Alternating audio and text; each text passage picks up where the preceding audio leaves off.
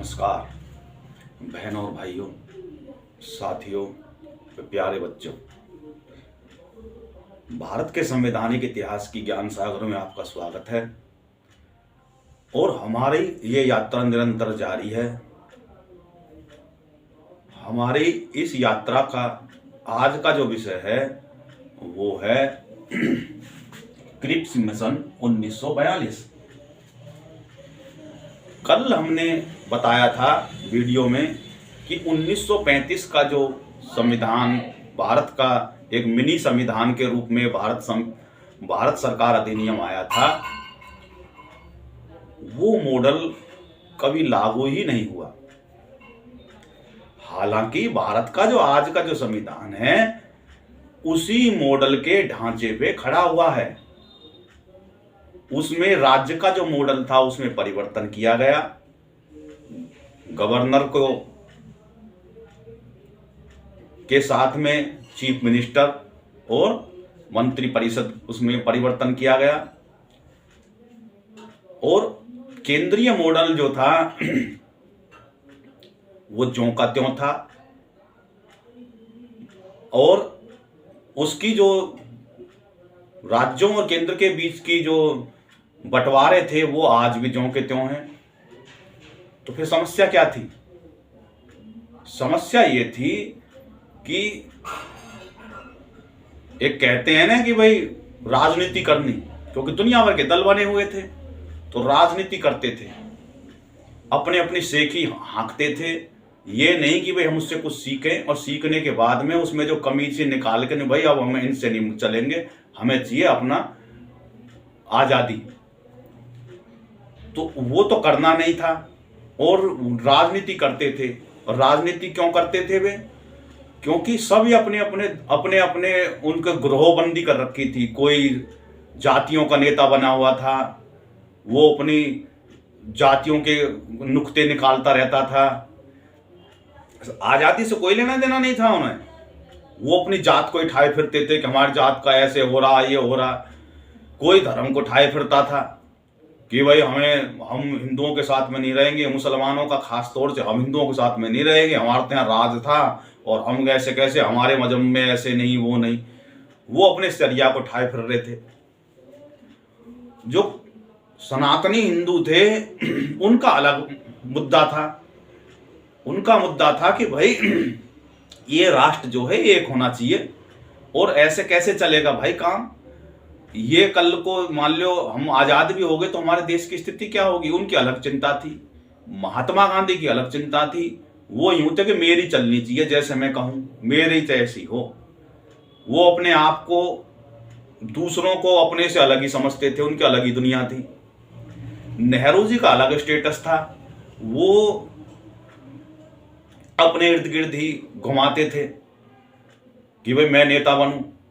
तो देश चाहे भट्टी में झुक जाए, सब अपने अपनी राजनीति फेंकने में लगे हुए थे।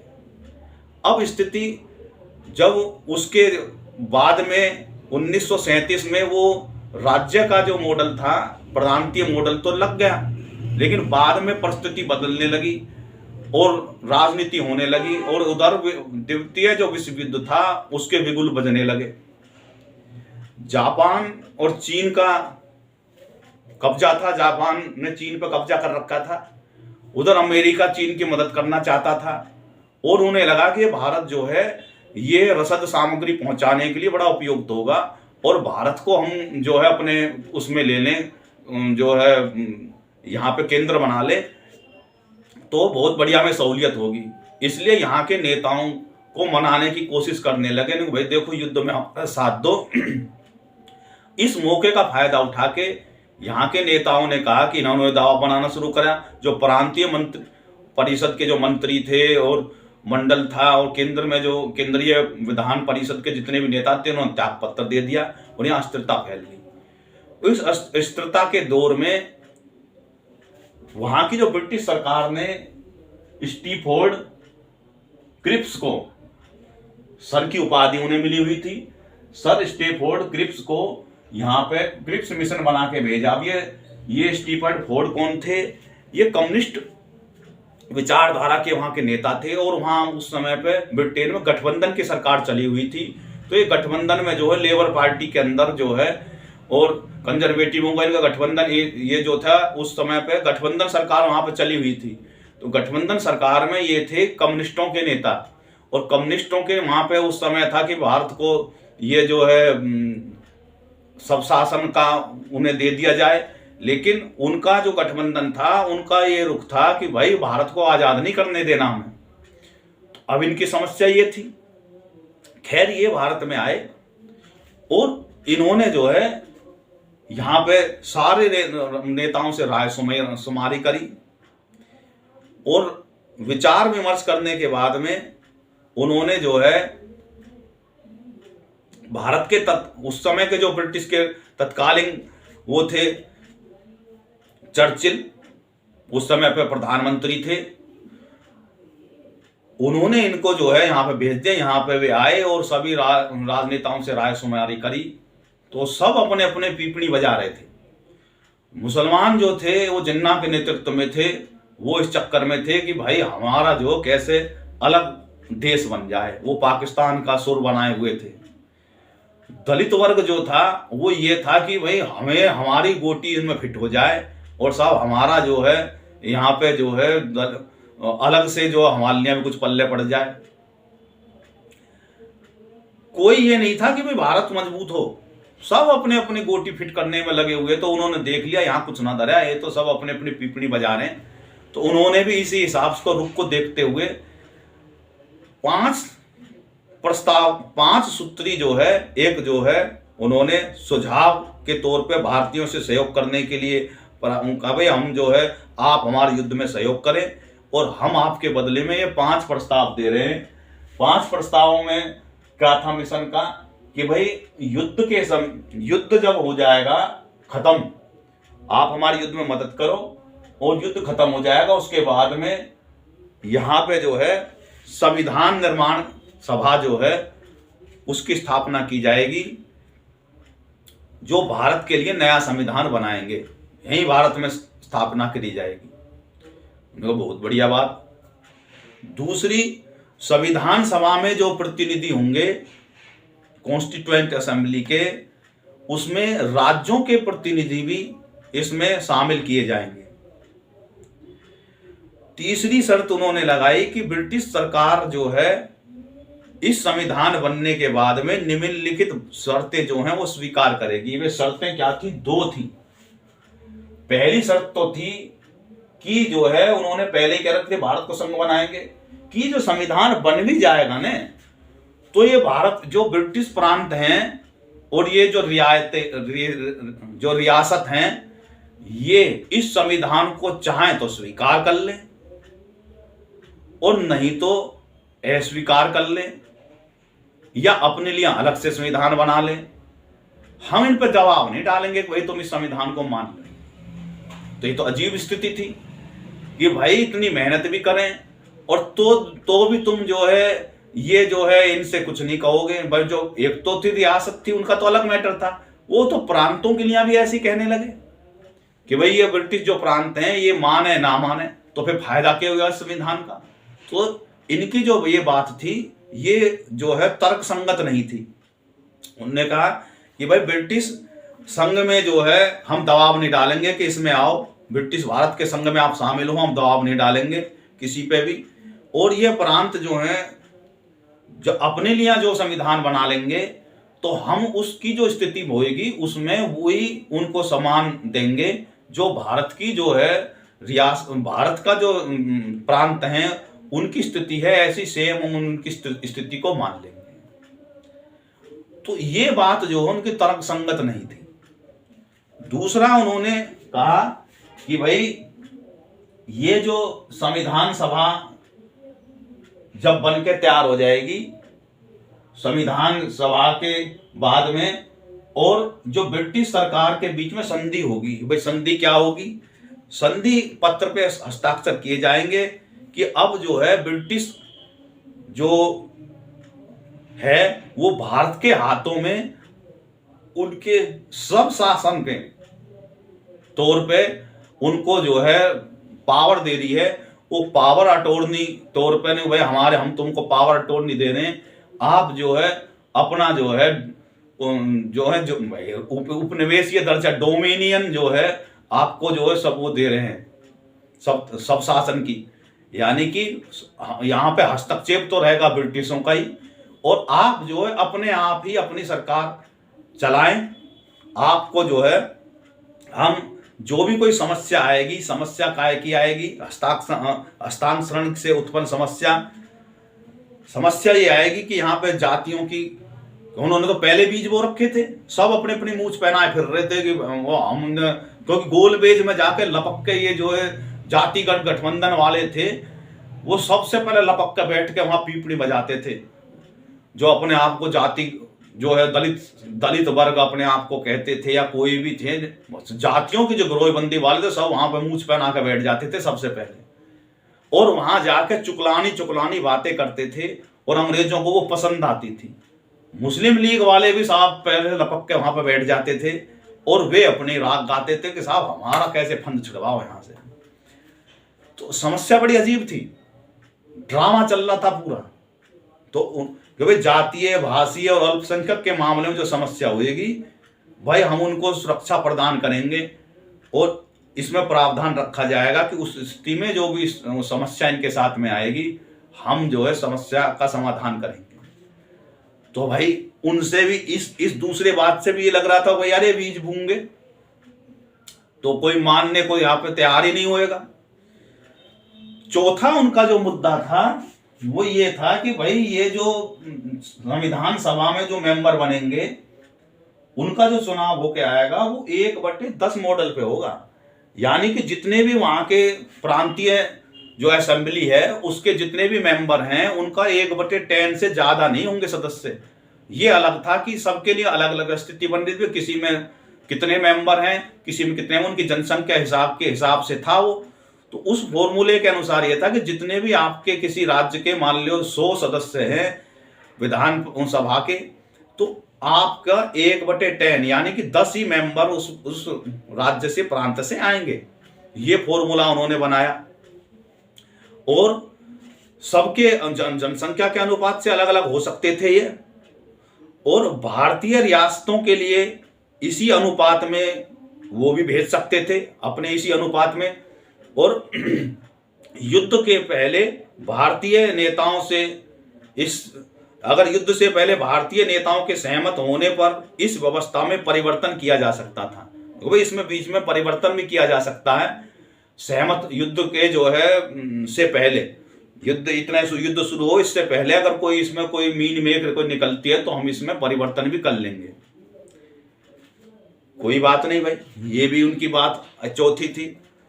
पांचवा उनका पॉइंट था, उन्होंने कहा भाई युद्ध तो चालू हो जाएगा, उस काल में ब्रिटिश सरकार जो है आपकी रक्षा की जिम्मेवारी लेती है, लेकिन उसके लिए सैनिक और संगठन और नैतिकता, मोरलिटी, ये मोरल रूप से ये भारतीय सरकार की ही जिम्मेवारी होगी कि वो उनकी नैतिक जिम्मेवारी होगी भाई आपको जो आपका भारतीय संगठन का जो ढांचा है और यहाँ के जो सैनिक हैं ये जो है उस दौरान जिम्मेवार निभाएंगे, बाकी हम अपनी तरफ से डिफेंस की जिम्मेवारी लेंगे। तो भाई इनके कंधों पे बोझ टेक दिया, अब जिम्मेवारी से क्या होगा, मरेंगे तो ये था। तो ऐसी ये 5 पॉइंट बना के दे दिए क्रिप्स ने। अब सारे कूदने लगे, सब कूदने लगे। कौन नहीं कूद रहा था? मुस्लिम लीग वाले। और कौन नहीं कूद रहा था? दलित समाज वाले, वो भी नहीं कूद रहे थे। उनने कहा बहुत बढ़िया, अब हमारी दाल गलेगी। लेकिन वो ये चक्कर में थे कि मतलब मुस्लिम लीग वाले यूं नानुकुर कर रहे थे कि भाई इसमें हमारा को तो ना तो ये पाकिस्तान हम बना रहे, ना तो ये किसी प्रांत में आ रहा, ना ये रियासत, तो हमारी गोटी कैसे फिट होएगी भाई कि जो हम अलग हो जाएं। तो उनके जो सपने इसमें फेल हो गए, तो वे भी पीपड़ी बजाने लगे, ना जी हम नहीं मान रहे इस फॉर्मूले को। तो ये जो है सारे कूद कूद के खड़े हो गए, हम नहीं मान रहे इसको। कांग्रेस वाले अलग, महात्मा गांधी अलग पीपड़ी बजा रहे, कहने लगे नहीं ये तो दिवालिया बैंक का पोस्ट डेटेड चेक है, और भाई ये को तो भुनेगा ही नहीं, ये ना कभी भी वो हो गए। तो इस प्रकार से सभी ने कर दिया विरोध, कोई नहीं मान के दिया, सबके मुद्दे अलग अलग थे, कह सामने से कह नहीं रहे थे, लेकिन वो इधर उधर दाएं बाएं से उल्टी सीधी बात कर रहे थे, राजनीति हो रही थी जी फुल। उस दौरान ये सिरे नहीं चढ़ पाया। क्रिप्स तो अपने यहाँ से घर अपने वहां चले गए, इंग्लैंड में जाके उन्होंने कहा कि वे यहाँ के प्रधानमंत्री सारी स्थिति बताती, और ये घटना चलता रहा। नेताओं ने अपने चरम पे पहुंच गए, और यहाँ पे भारत छोड़ो आंदोलन 1942 में चालू हो गया। जब तक युद्ध रहा, ये भारत के जितने भी कांग्रेस के और जो नेता थे, ये सब जेल में डाल दिए गए। उन्होंने कहा कि भाई इससे भी पार नहीं पड़ेगा तो हम जो सविनय आंदोलन करेंगे, लेकिन अब हमें चाहिए, यहाँ के नेताओं ने कहा पूर्ण आजादी चाहिए, ये नहीं कि भैया हमें एक दो पावर, और हमारी तुरंत ये ना कि भाई जो है हम करेंगे बाद में करेंगे, नहीं भाई तुरंत के तुरंत हमारे सत्ता हस्तांतरण हमें चाहिए, ये इससे कम में हम नहीं मानेंगे। और यहां जम के लाठियां गोलियां चली, अंग्रेजों ने सब नजरबंद कर लिए, जनता जो भी सामने आती उन पर डंडा रोला जाता, उन पर गोली बजाई जाती।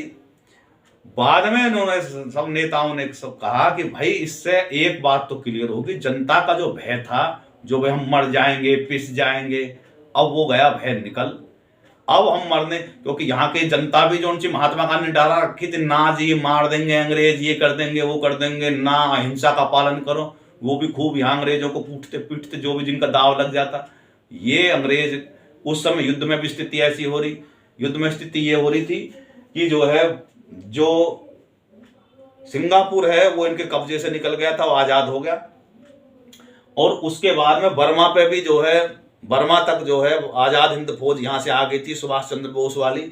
उन्होंने कहा कि अगर ये बर्मा पे इधर आ गई तो ये तो भारत पे भी अटैक करेंगे, तो भाई ये स्थिति अगर बिगड़ती चलेगी तो भारत निकल जाएगा हाथ तले से, और यहाँ पे जो है झंडा फहरा दिया जाएगा सुभाष चंद्र बोस के द्वारा। और उन्होंने कहा कि भाई ना, ऐसी स्थिति आ गई तो हमारा तो मामला बिगड़ जाएगा। उन्होंने तुरंत की तुरंत कैबिनेट मिशन के लिए एक बाद में 3 स्तर जो सदस्यों का मंडल भेजा। उसमें थे 3 सदस्यों में लॉर्ड पेंथिंग लॉरेंस, ये जो क्रिप्स थे ये भी, और मिस्टर एल.बी. अलेक्जेंडर, ये 3 सदस्य यहाँ पे आए। इन्होंने एक कैबिनेट मिशन का फॉर्मूला रखा। कैबिनेट मिशन के फॉर्मूले में यह था कि तत्काल एक जो है एक औपचारिक रूप से एक काम चलाऊ सरकार बनाई जाएगी और सत्ता हस्तांतरण कर दिया जाएगा 14 अगस्त 1947 को, और 2 देशों के बंटवारे का फॉर्मूला तय हो गया ना सारा कोई खेल। सब अपने अपने राजी हो गए कि भाई मुसलमान अपने राजी हो गए, वो राजी कर लिए। इस दौरान जो है खींचतान में सब अपने अपने तरीके से बेर बेर मीटिंग करते फिर रहे थे। तो भाई देश के हो गए 2 टुकड़े इस कैबिनेट मिशन से। क्यों? यहां प्रधानमंत्री बनने की होड़ थी। सरदार पटेल जो थे उनकी सबसे ज्यादा लोगों ने कही भाई कांग्रेस की तरफ से ये बनना चाहिए। पंडित नेहरू महात्मा गांधी के जरिए से वो आगे कर दिए, और सरदार पटेल पीछे को हटा दिए गए।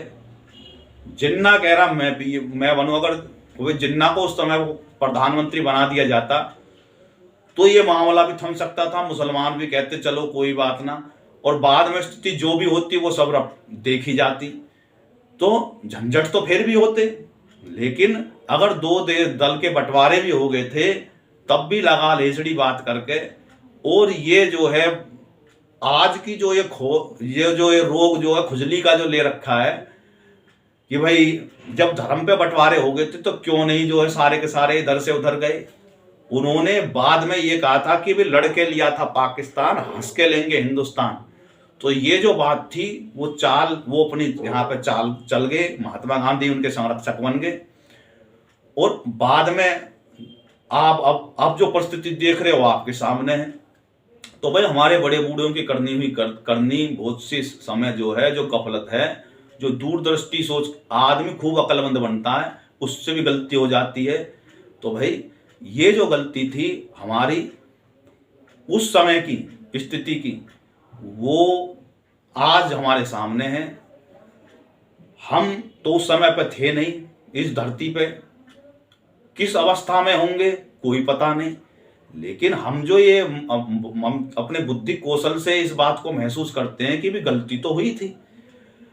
अब तो चेतना, उस गलती से हमें चेत जाना चाहिए। अब स्थिति को समझ लेना चाहिए कि भाई कौन किस इरादे से इस भारत में खुसड़ फुसड़ करता फिर रहा है। तो भाई अब इस देश को एक करने की सोचो। अलग अलग करके कहे तो पहले की तरह फिर से ऐसे ही होगा कि हमारे लिए क्या मिला है, हमारा तो हमारे बर्तन भांडे टांडे अलग कर दो, हमारी जमीन दे दो, और जो है अब ऐसी स्थिति नहीं बननी चाहिए। इस वीडियो में इतना ही। अगली में जो कैबिनेट मिशन के बारे में हम बताएंगे, कैबिनेट मिशन में क्या हुआ।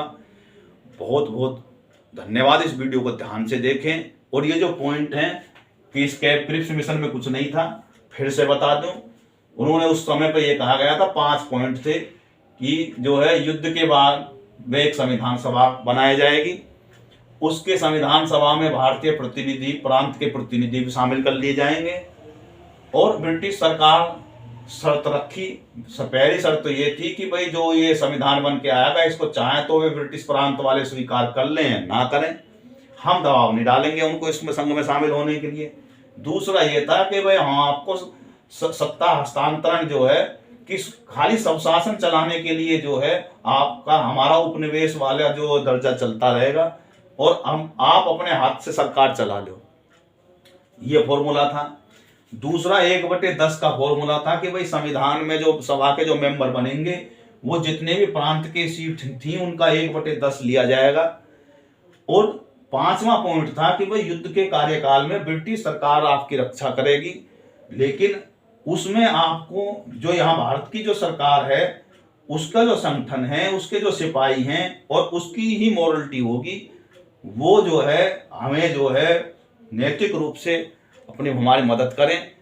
हम जो भी और जो उनसे खर्चा होगा, वो जो है खर्चा का मतलब क्या है कि हमारे जो हवाई जहाज हैं और हैं, वैसे भाई हम भी आपकी मदद करेंगे हमारे मित्र देशों के साथ से, और आप हमारी मदद करें।